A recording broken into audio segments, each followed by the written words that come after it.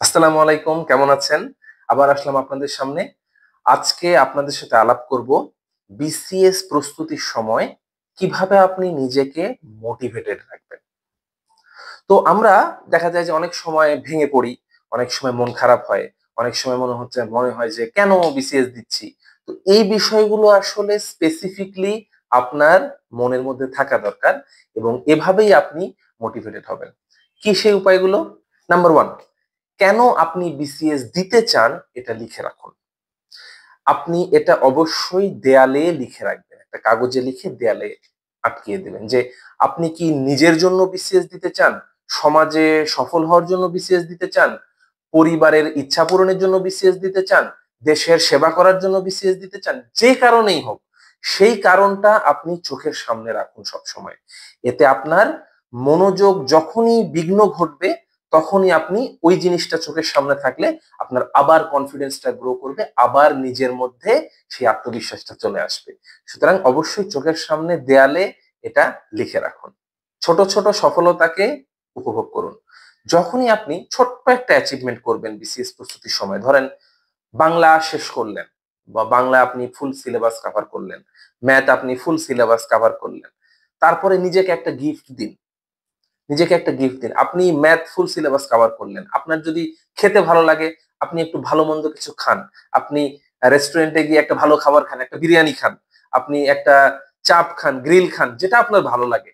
তো এই জিনিসটা আমি করতাম আমার পার্সোনাল লাইফে। যখন আমার কোনো কিছু অ্যাচিভ হইতো, মনে হতো যে হ্যাঁ, আমি এই পড়াশোনাটা করে ফেলছি, এটা একটা ভালো কাজ করছি। তখন আমি নিজেকে গিফট করতাম। আপনি নিজেকে গিফট করুন। এতে দেখবেন যে নিজের থেকেই আরো ভালো করার একটা চাহিদা আসবে। টার্গেট ফিক্স করুন যে আমি যতক্ষণ না এইটা করব ততক্ষণ আমি এই জিনিসটা নিব না বা ততক্ষণ আমি এই জিনিসটা খাবো না। এই ছোট ছোট টার্গেট গুলো এবং নিজেকে গিফট করুন।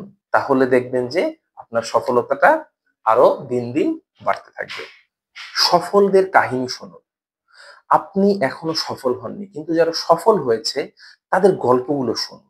তাদের গল্পগুলো দেখলে আপনি বুঝতে পারবেন যে আসলে তারা কিভাবে সফল হয়েছে, তারা কি কাজ করেছে, যেই কাজগুলো তাদেরকে এই জায়গায় নিয়ে এসেছে। আপনি কি করছেন, তাদের থেকে কি ডিফারেন্ট হচ্ছে আপনার, তারা কোন রাস্তায় চলেছে, কিভাবে পড়েছে।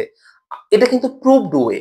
আপনি যখন একটা জায়গায় যাবেন, একটা সফলতা অর্জন করবেন, তখন কিন্তু আপনি একটা রাস্তা তৈরি করে দিয়ে গিয়েছেন যে আমি এভাবে কাজ করেছি, তাহলে আমি সফল হয়েছি। তো এই জিনিসটা যখন আপনিও ফলো করবেন, আপনিও যখন সেই জিনিসটা মনোযোগের সাথে ফলো করবেন, দেখবেন যে আপনিও সফল হওয়ার সম্ভাবনা অনেক বেশি। তো এই জিনিসটা খুবই জরুরি। অন্যের সফলতার গল্প শুনুন এবং অন্যের সফলতার রাস্তাগুলো ফলো করুন। এতে আপনার খুব কাজে লাগবে। একটা হলেও মোটিভেশনাল সেন্টেন্স লিখে রাখুন। আপনি বিসিএস দিচ্ছেন, একটা লং জার্নি ভাই। আপনার বিসিএস এর জন্য ইন্সপিরেশন দরকার। কোন লাইনটা, কোন বাক্যটা আপনাকে উদ্বুদ্ধ করে, এইরকম কিছু বাক্য, এইরকম কিছু লাইন আপনি দেয়ালে লিখে রাখুন। কাগজে করে দেয়ালে লিখে রাখুন। এটা আমি করতাম। ২টা বা ৩টা লাইন, যে লাইনগুলো আমাকে অনুপ্রাণিত করতো যে এই জিনিসটা আমার প্রয়োজন, সেইটা আমি দেয়ালে লিখে রাখতাম। একটা এক্সাম্পল আপনাদেরকে দেই। আমি যখন প্রস্তুতি নিচ্ছিলাম তখন আমার দেয়ালে লেখা ছিল যে বিসিএস তখনই আমি পাবো যখন এটা আমার কাছে নিঃশ্বাস নেওয়ার মতো গুরুত্বপূর্ণ হবে। আমি লিখেছিলাম এটা। এটা আ একজন বিসিএস ক্যাডার অফিসার সুশান্ত পাল স্যার, উনি এই কথাটা বলছিল, আমাকে খুব ইন্সপায়ার করেছিল যে, "নিঃশ্বাস নেওয়া যেমন গুরুত্বপূর্ণ, চাকরিতে সফলতা অর্জন বা বিসিএস ক্যাডার হওয়া তোমার কাছে যখন এতটা গুরুত্বপূর্ণ হবে, তুমি ঠিকই রাস্তা বের করে ফেলবা।" আমার জন্য এই জিনিসটা হয়েছিল যে, নিঃশ্বাস নেওয়ার মতো গুরুত্বপূর্ণ করে ফেলেছিলাম আমি এই জিনিসটা।